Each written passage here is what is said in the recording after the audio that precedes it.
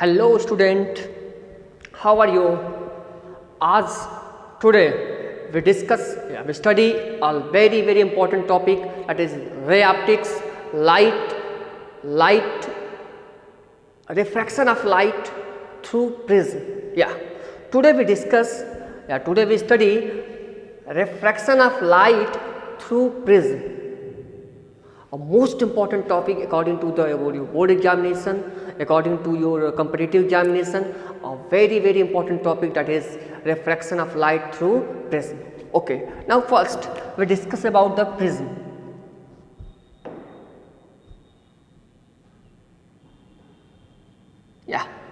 What is prism? What is prism? Prism क्या है, क्या होता है प्रिज्म? तो प्रिज्म इज आप लिख सकते हो definition, prism is a solid homogeneous अब बोलो होमोजीनियस मतलब क्या होता है यहाँ पर? What is the meaning of the homogeneous? Homogeneous क्या है? तो आप कह सकते हो होमोजीनियस क्या है, एक जैसा। जो रिफ्रैक्शन की एक्टिविटीज़ होगी वो पूरे में क्या होगी, पूरे प्रिज्म में एक जैसी होगी। होमोजीनियस, ट्रांसपेरेंट बोल सकते हो क्या, transparent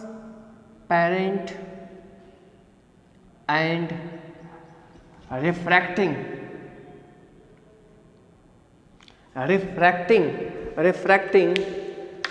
medium bounded by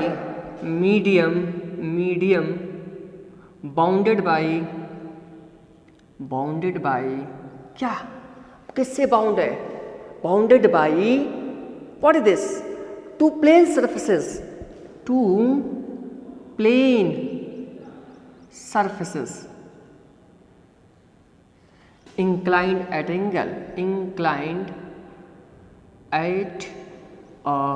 angle. तो ये बहुत सीधी बात कह रहा है कि प्रिज्म क्या है, एक सॉलिड है जो होमोजीनियस जैसा, ट्रांसपेरेंट, लाइट आर पार निकल सकती है, ट्रांसपेरेंट है, रिफ्रैक्टिंग सरफेस है। रिफ्रैक्टिंग मतलब क्या होता है कि लाइट एक मीडियम से दूसरे मीडियम में जाती है तो बेंड कर जाती है, वो रिफ्रैक्टिंग कहलाता है आपका है। और दो प्लेन सरफेस से इंक्लाइन, झुका हुआ बना हुआ है। देखिए हम आपको प्रिज्म बना के दिखाते हैं, बहुत आसान तरीका। ये देखिए,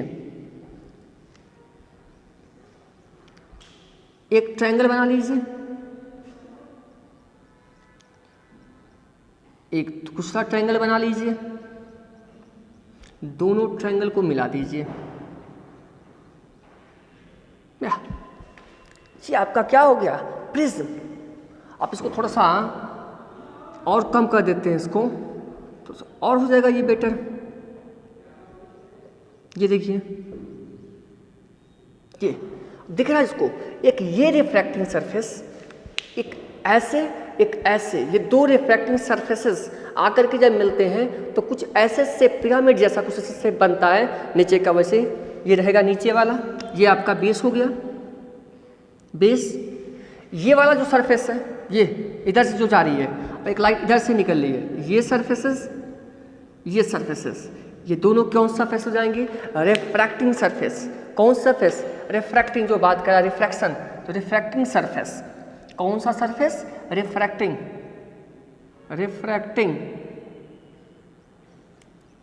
सरफेस। ये जो ऐसे, ये प्रिज्म, ये दो रिफ्रैक्टिंग सरफेस है, ये आपका बेस हो जाएगा इसका। आप इसको क्या लिख सकते हो, बेस लिख सकते हो। ये आपका बेस नीचे का सरफेस हो जाएगा। चलिए अब बात कर लें इसमें हम सबसे इंपॉर्टेंट चीज़, ये जो एंगल बन रहा है इसका एंगल, ये कहलाएगा इसका प्रिज्म एंगल। जहां दो रिफ्रैक्टिंग सरफेसेस क्या करती हैं, मिलती हैं। ये रिफ्रैक्टिंग लाइट इधर से इंटर करेगा और इंटर करने के बाद इस वाले से निकलेगा, ऐसे देखिए, यूं ऐसे। तो ये ब्लैक वाला भी रिफ्रैक्टिंग सरफेस लाइट इंटर कर रही है, ब्लू वाले से लाइट निकल रही है। नीचे वाला बेस, उससे कोई लेना देना नहीं। इसको मान लो कैसे बताएं, बेस को छोड़ जाने दो, वाला तो पूरा नाटक हो जाएगा फिर। ये ऐसे। तो देखो लाइट कहाँ से आ रही है। अगर सपोज करो कि लाइट कहाँ से आती, डस्टर से आती, ब्लैक वाले से निकलती, तो ब्लैक वाला और डस्टर क्या कहलाता है? रिफ्लेक्टिंग सरफेस कहलाता। अगर लाइट ब्लू से आ रही है, ब्लैक से निकल रही है, तो रिफ्लेक्टिंग सरफेस होगा, ये नीचे वाला बेस हो जाएगा। मतलब जिससे लाइट एंटर करेगी और जिस सरफेस से लाइट निकलेगी, उन्हीं दो सरफेस को हम क्या कहते हैं? हम रिफ्रैक्टिंग सरफेस कहते हैं। और सबसे इम्पॉर्टेंट चीज़, उन दो सरफेसेस के बीच जो एंगल बनता है, एंगल, उन दो सरफेसेस के बीच जो एंगल बनता है उसे कहते हैं प्रिज्म एंगल। वो आपको ए से डिनोट किया जाता है। ओके, यहाँ तक कोई समस्या वाली बात नहीं, बिल्कुल नहीं। सबसे इम्पोर्टेंट चीज़ जो बताने जा रहे हैं उसको दिमाग में रख लीजिएगा, ये बिल्कुल आपको दिमाग में रखना पड़ेगा। नोट, दो नोट बताएंगे आपको हम, और दोनों नोट अपने आप में बहुत ही स्ट्रांग है, इसको दिमाग में बिल्कुल रखिएगा। ये देखिए, ये हमने एक क्या बनाया,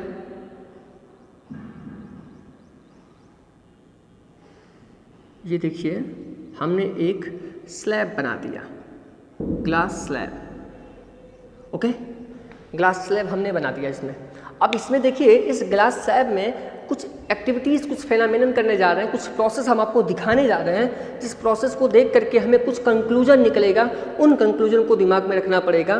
जैसे नंबर फर्स्ट, एक रे गई, बेंड की, और बेंड करने के बाद ये कुछ ऐसे निकल गई। ध्यान से देखिए, फर्स्ट रे गई, जाने के बाद उसने क्या किया, इसको यहाँ से कर लीजिए, थोड़ा सा और इजी हो जाएगा आपके लिए। इसको थोड़ा सा आप यहाँ से कर लीजिए, कोई समस्या वाली बात नहीं है बिल्कुल। ये ले लीजिए, यहाँ से मोड़ लीजिए इसको, इस वाले सरफेस से, बाहर वाले सरफेस से, ठीक है, बाहर वाले सरफेस से इसको बेंड करा लीजिए। ये हो गया आपका। यहाँ पहुँचने के बाद ये बेंड कर गया, इसे हम कह सकते हैं पाथ फर्स्ट।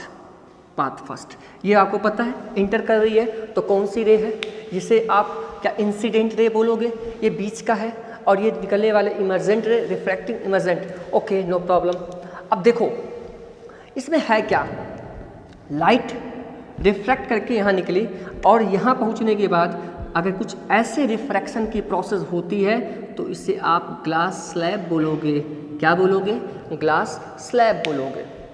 ओके, अगर मे बी रे कुछ ऐसे जा करके ऐसे निकल जाती है, ये दूसरा जो मेथड है रे का, अगर कुछ ऐसे एक्टिविटीज़ होती है तो ये तो प्रिज्म की जैसे बिहेव कर रहा है। किसके जैसे बिहेव कर रहा है? प्रिज्म के जैसे बिहेव कर रहा है। एकदम एक्यूरेट बता रहा हूँ मैं आपको।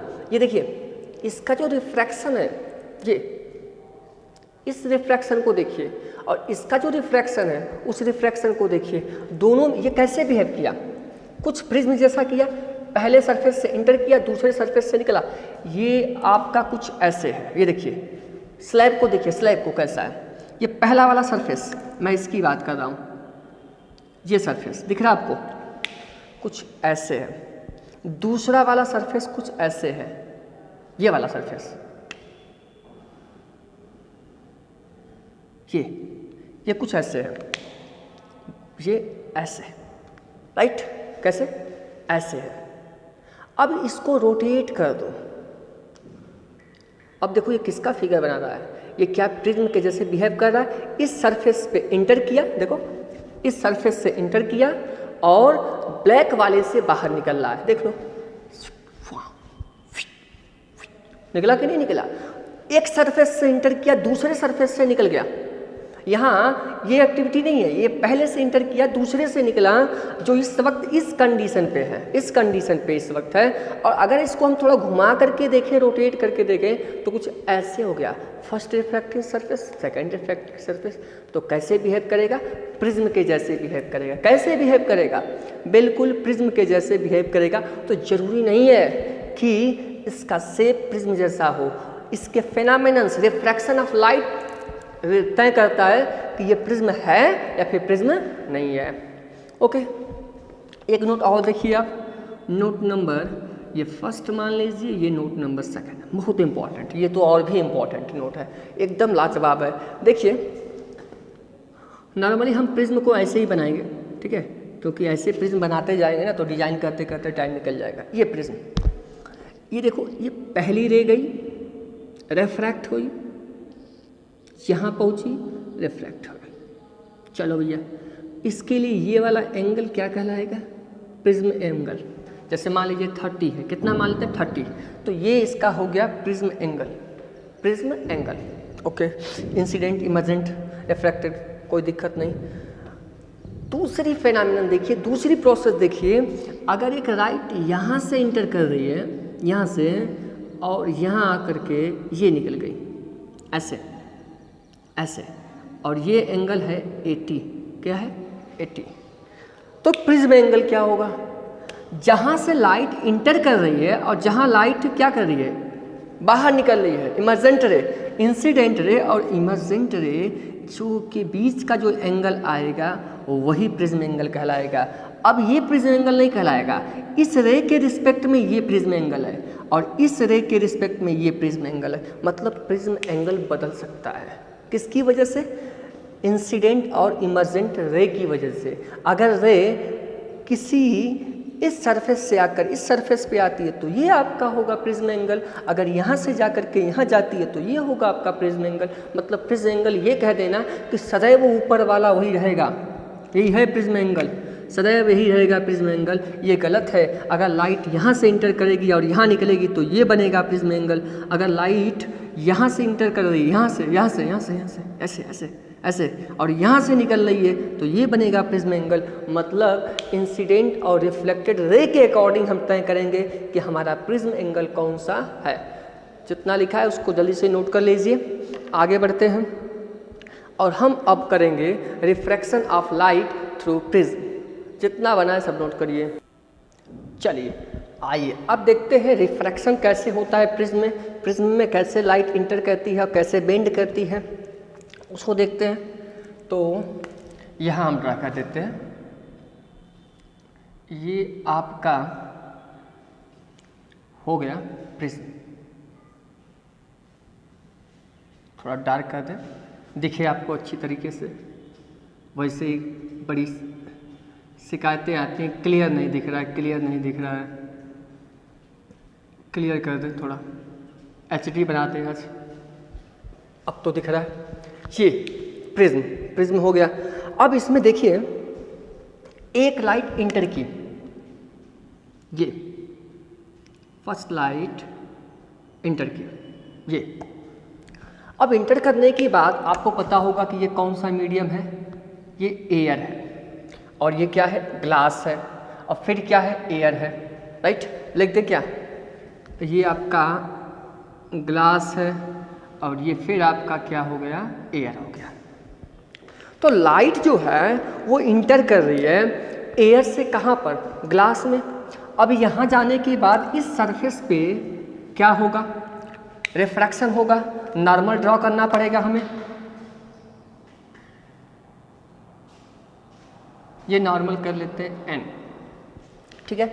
अब लाइट यहाँ से जाएगी तो ये आपको पता होगा कि एयर के रिस्पेक्ट में कोई भी मीडियम हो, कोई भी मीडियम, एनी मीडियम, एयर के रिस्पेक्ट में वो डेंसर होता है और एयर वो रेयर होता है। तो रेयरर से डेंसर में जा रही है, टुवर्ड्स या अवे, टुवर्ड्स द नॉर्मल, क्या करेगी, बेंड करेगी। एक्चुअल में इसका पाथ तो ये है, actual path, but medium change हो रहा है, रिफ्रैक्शन होगा, इसमें बेंडिंग होगी और ये कुछ चला जाएगा ऐसे। ओके, यहाँ तक कोई दिक्कत वाली बात नहीं। ये जो नॉर्मल से एंगल बना रहा है, एंगल ऑफ इंसिडेंट आई कह लेते हैं। ये जो बन रहा है इसको R1 कह लेते हैं, ठीक है। कोई कोई R भी कहता है, उसमें कोई दिक्कत वाली बात नहीं है, R कहो R1 कहो, उसमें कोई प्रॉब्लम वाली बात नहीं है। चलिए अब यहाँ पर पहुँचा, फिर हमें क्या ड्रा करना पड़ेगा, फिर हमें एक नॉर्मल ड्रा करना पड़ेगा। इस पर भी, इस सरफेस पे भी हमें क्या ड्रा करना पड़ेगा, एक नॉर्मल ड्रा करना पड़ेगा, ठीक है। थोड़ा सा इसको और चेंज करते हैं क्योंकि ये प्रॉब्लम क्रिएट करेगा। ये उसी से बनाते हैं, ब्लैक कलर से, ठीक है। और नॉर्मल को एज यूजुअल जैसा बनाते आए हैं, ब्लू कलर से। ये नॉर्मल हो गया आपका। इसका नाम दे दीजिए आप एन डैश, इसको एन कहें तो इसको एन डैश कह लीजिए। अब यहाँ पर भी फिर मीडियम चेंज हो रहा है, from one medium to another medium जा रहा है। अब क्या होगा, फिर ये एक रेयरर से डेंसर से रेयरर में जा रहा है, तो अभी यहाँ क्या करेगा, एक्चुअल पाथ तो ये होगा ऐसे, बट ये क्या करेगा, अवे फ्रॉम द नॉर्मल। ये तो सब लोग जानते हैं, अगर नहीं जानते हैं तो आप रिफ्रैक्शन ऑफ लाइट एक वीडियो हमने बना के रखा हुआ, उसको आप देख लीजिए, आई बटन में आपको उसका लिंक मिल जाएगा। ठीक, ये एक्टिविटी हुई। अब क्या रहा है कि हमें निकालना बेंडिंग निकालना, डेरिवेशन कितना, डेरिवेटिव कितना है, यहाँ से ये बेंड हो रहा है। जो हमारी इंसिडेंट रे थी, इंसिडेंट रे कौन सी रे, इंसिडेंट रे, वो कितने एंगल ऑफ डेविएशन, कितने एंगल से वो बेंड कर गई है, यही हमको फाइंड करना है। तो मतलब कि इंसिडेंट ये जा रही थी और गई कहाँ पर, ये गई, जा रही थी ये और गई ये देखो ऐसे जा रही थी, बट गई क्या, ऐसे गई। तो कितने एंगल से बेंड कर गई, जा ये रही थी, ये जा रही थी, बट गई कहाँ पर, ये गई, मतलब ये ऐसे ऐसे। तो वो अपने एक्चुअल पाथ से कितना बेंड कर गई, ये हमको फाइंड करना है। तो उसके लिए क्या करें, इससे डॉट लाइन से पीछे बढ़ा दें, भाई यही तो होगा, ये मिलेगा हमको angle of deviation, angle of deviation minimum वही रखते हैं, अभी इसको डेल एम कर लेते हैं, हमें यही फाइंड करना है, डेल एम। ओके, इसको मिला देते हैं, काम आएगा। चलिए नामकरण एक बार फिर कर लिया जाए।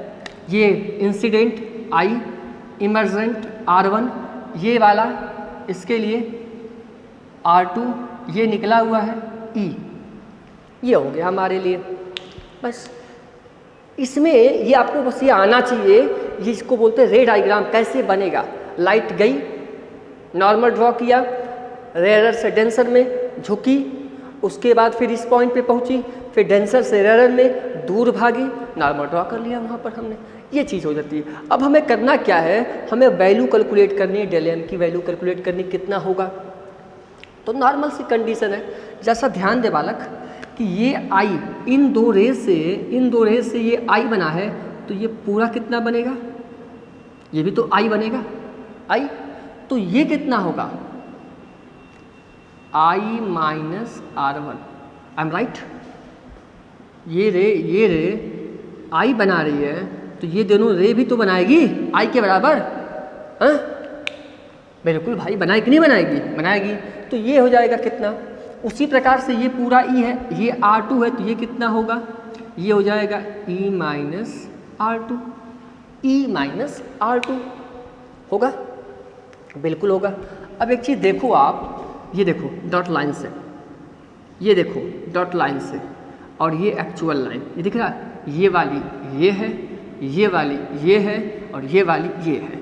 ये कितना है, देखो भाई, I माइनस R1, ये कितना है, E माइनस R2, और ये कितना है, डेल। क्या दिख रहा है, ये एक्सटीरियर एंगल है, और हमने पढ़ा है, क्या पढ़ा हमने, कि एक्सटीरियर एंगल जो होता है वो इंटीरियर के सम के क्या होता है, इक्वल होता है। तो डेल इज इक्वल टू, बोलो, I minus R1 plus E minus R2। अच्छी बात है, डेल बराबर यहाँ से लिख सकते हैं I minus I plus E, I plus E minus R1 plus R2 लिख सकते हैं क्या बालक, बिल्कुल, माइनस कॉमन लेकर के ऐसा कर सकते हैं, कोई दिक्कत वाली बात बिल्कुल नहीं।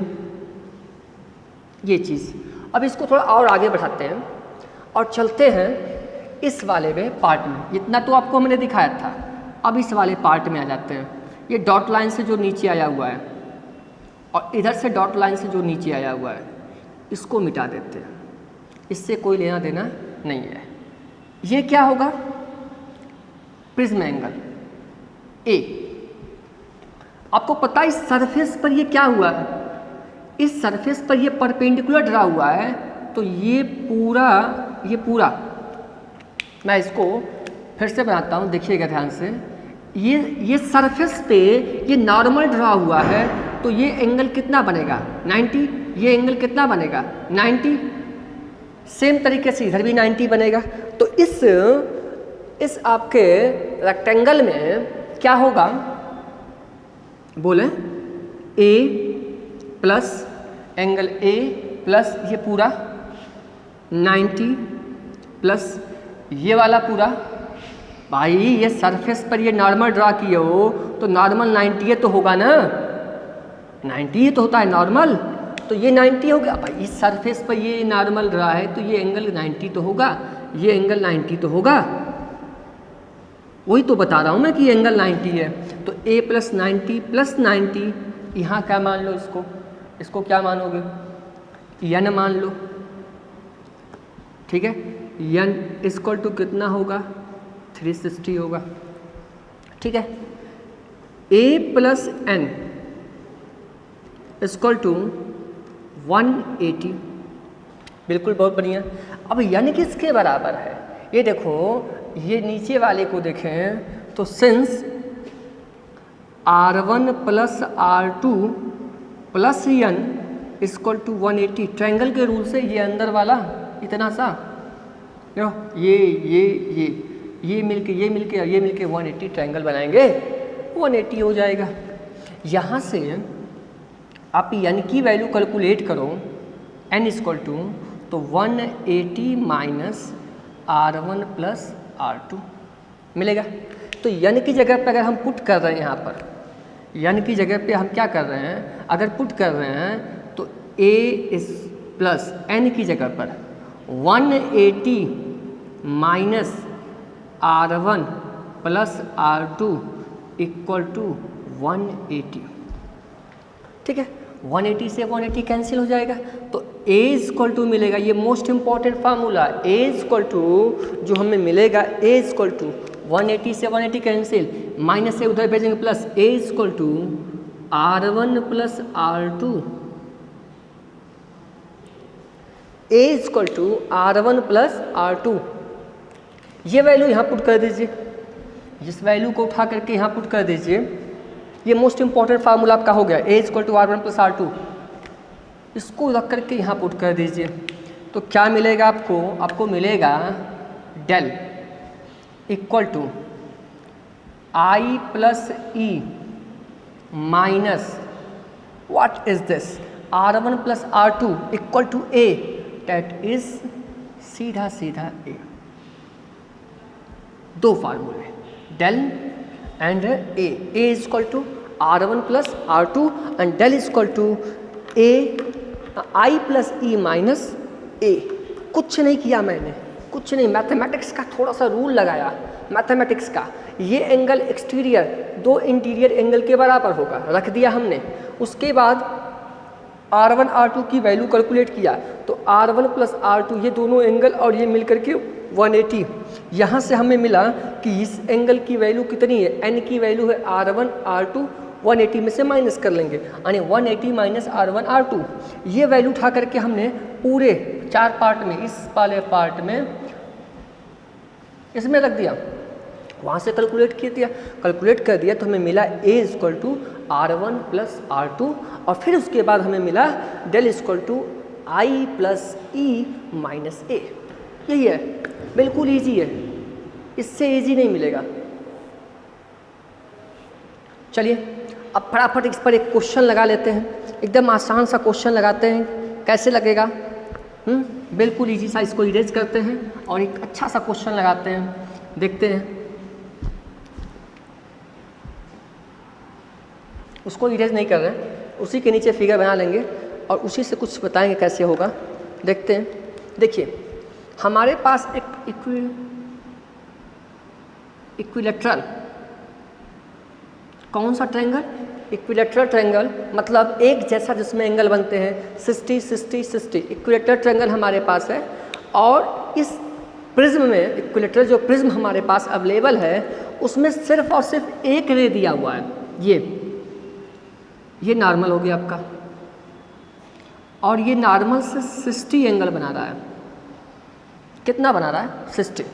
देखिए क्वेश्चन ध्यान से देखिए, एक इक्विलैटरल ट्रायंगल इक्विलैटरल प्रिज्म हमारे पास है जिसमें इंसिडेंट 60 डिग्री का एंगल फाइंड करती है। और refractive index of glass, refractive index of glass की वैल्यू दिया है म्यू प्रिज्म, या प्रिज्म जो बोल लीजिए, कितना दिया है, √3 दिया हुआ है। कितना दिया है, √3। तो कह रहा हमसे कि फाइंड ई की वैल्यू, डेल की वैल्यू, किसकी वैल्यू कह रहा है, डेल की वैल्यू। देखो भाई, ई भी पूछ रहा है और डेल भी पूछ रहा है, और हमको दिया क्या है, सिर्फ एक चीज़, इंसिडेंट इक्विलेटरल ट्रायंगल बताया हुआ। कौन सा ट्रायंगल है, इक्विलेटरल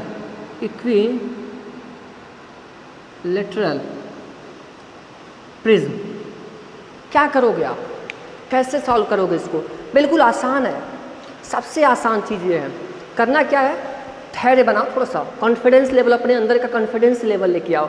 यहाँ से ये रे जा रही है तो सब ये कुछ ऐसे बेंड करेगी ना, और ये एयर है, ये ग्लास है, बेंड करेगी नहीं करेगी। और यहाँ कुछ बनाएगी क्या, एंगल, जिसको नाम हमने क्या दिया, R1 का। किसका नाम दिया, R1 का। चलिए पहले सॉल्व करते हैं स्नेल्स लॉ से। स्नेल्स लॉ नहीं पढ़ा है तो उसको भी देख लीजिए। स्नेल्स लॉ क्या बोलता है, स्नेल्स लॉ पहले का रिफ्रैक्टिव इंडेक्स और पहले का एंगल, यानी mu air into sine 60 equal to mu prism into sine R1। हमें R1 कैलकुलेट करना है, कर लेते हैं। ये तो सर्वज्ञानी जानता है कि mu of air equal to होता है 1। नहीं जानता है तो जान ले भाई, एयर का रिफ्रैक्टिव इंडेक्स की वैल्यू 1 होती है। साइन 60 इसकी वैल्यू कितनी होती है, साइन 60 की वैल्यू √3/2 रख देंगे यहाँ पर, 3 डायरेक्ट रख देते हैं, 3/2 इक्वल टू म्यू पी की वैल्यू प्रिज्म रिफ्रैक्टिव इंडेक्स √3 है इंटू साइन R1।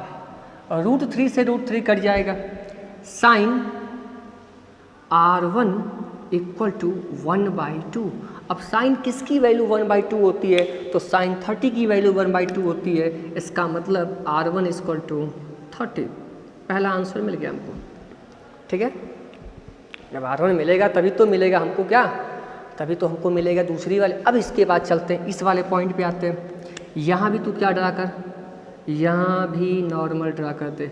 अब ये जो रे है ये थोड़ा दूर जाएगी, डेंसर से रे, ये सब आम बातें हैं, इनको बार बार बताया नहीं जाता। R2 और ये क्या बनेगा, E।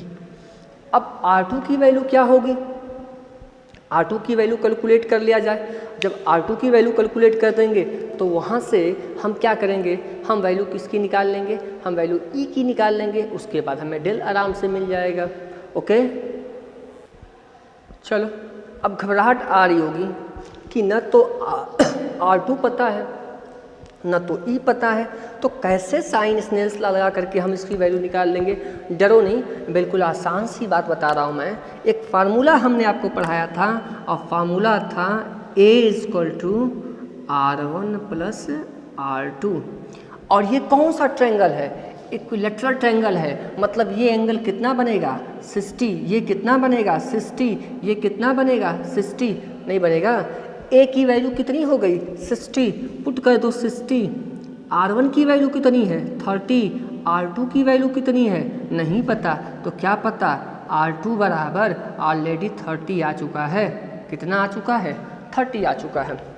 अब R2 की वैल्यू 30 आ चुका है तो हम वही फिर स्नेल्स लॉ लगा लें, refractive index of prism into sine what is this R2 30 बराबर refractive index of air into sine क्या व्हाट इज दिस E।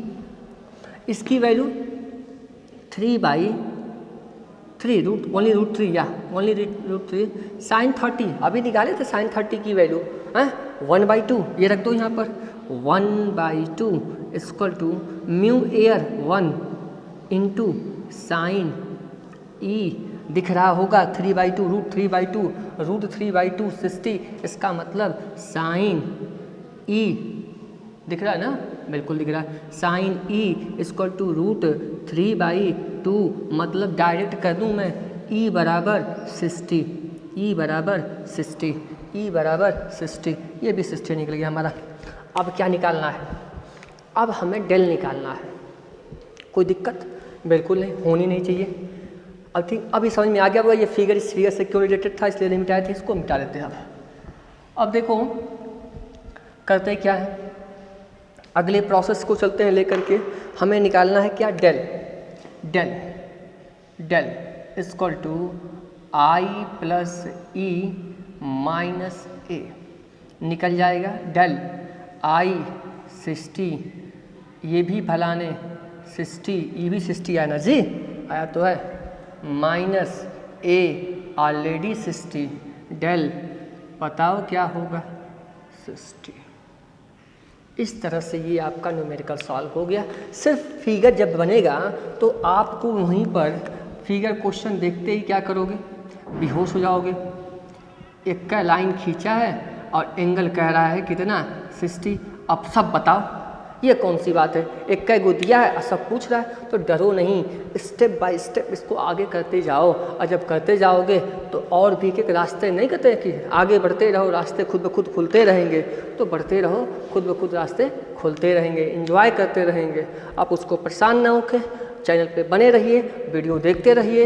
हम आपके लिए एक से एक अच्छी से अच्छी लाजवाब वीडियो लेते आएंगे, सॉल्व कराएंगे, समझाएंगे, बार बार समझाएंगे। आपके जितने कमेंट्स आएंगे हर कमेंट को दिमाग में रखते हुए बेटर से बेटर करने का प्रयास करेंगे। ओके, नोट कर लीजिए।